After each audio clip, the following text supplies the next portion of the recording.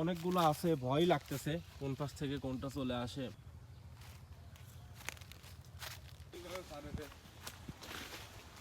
আমাদের পুকুরের প্রজেক্ট এখানে সার্বিক দিকে ভালো, কিন্তু এই পাশটা গুপ্কু সাপ দিয়ে ভরা, অনেক বড় বড় গুপ্কু এখানে, বিষধর সব সাপ এই পুকুর পাড়ায়। আমাদের এই পুকুরটা আর কি বেশি,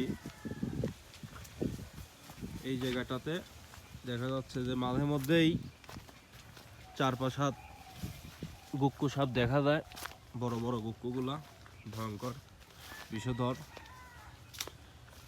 এবং কি দালাল থেকে শুরু করে অনেক ধরনের সাপ এখানে আছে। তো এখানে এদিক দিয়ে আমরা পুকুরের চারপাশ দিয়ে রাত নাই দিন নেই ঘুরতে হয়। ইতিমধ্যে একটা গুক্কু সাপ বেজির মারামারিতে বেজি মেরে ফেলছে একটা গুক্কুকে, সেটাই আপনাদেরকে এখন দেখাবো। এই ধান খেতে অহরহর গুক্কু সাপ, দালাল সাপ এখানে। আর এই জাতা জঙ্গল তো দেখতে পাচ্ছেন এখানে পুকুরের ধার ধরে পুরাটাই মনে করেন যে একটা অন্যরকম।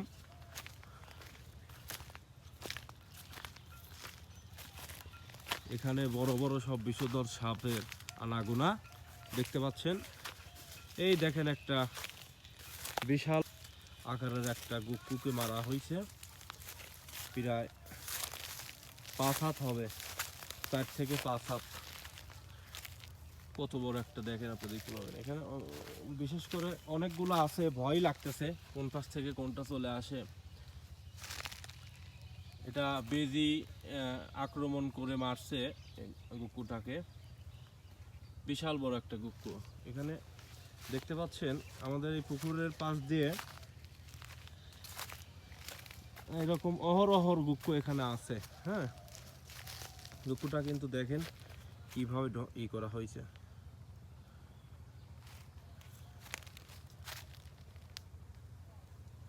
বিশাল বড় একটা। এখান থেকে, এই জঙ্গল থেকে বের হয়েছে, এখান থেকেই মারা হয়েছে।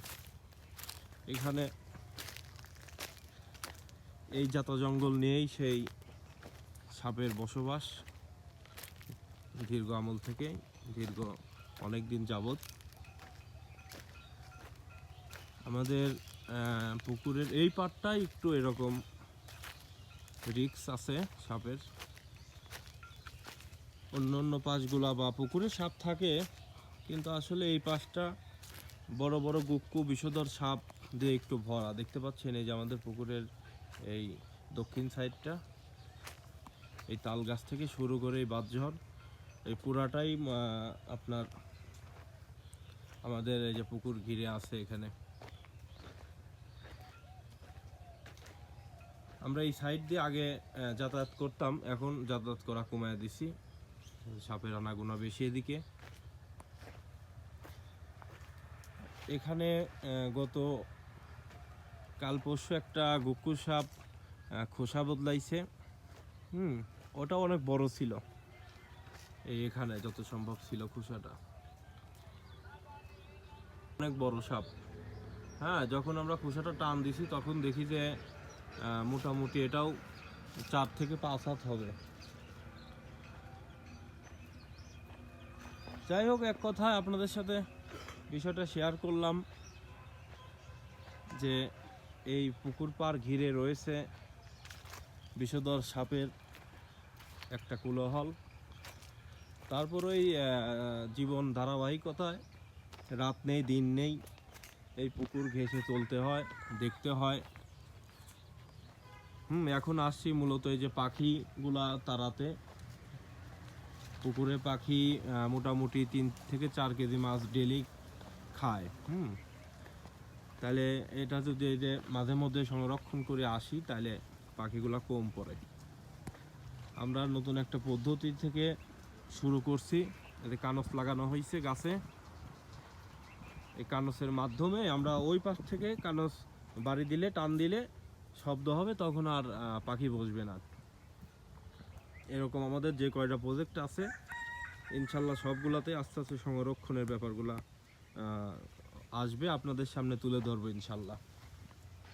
সবাই দোয়া করবেন, পাশে থাকবেন, লাইক কমেন্ট শেয়ার দিয়ে উৎসাহ করবেন, আপনাদের সামনে যেন সব কিছু তুলে ধরতে পারি। ঠিক আছে, সবাই ভালো থাকবেন।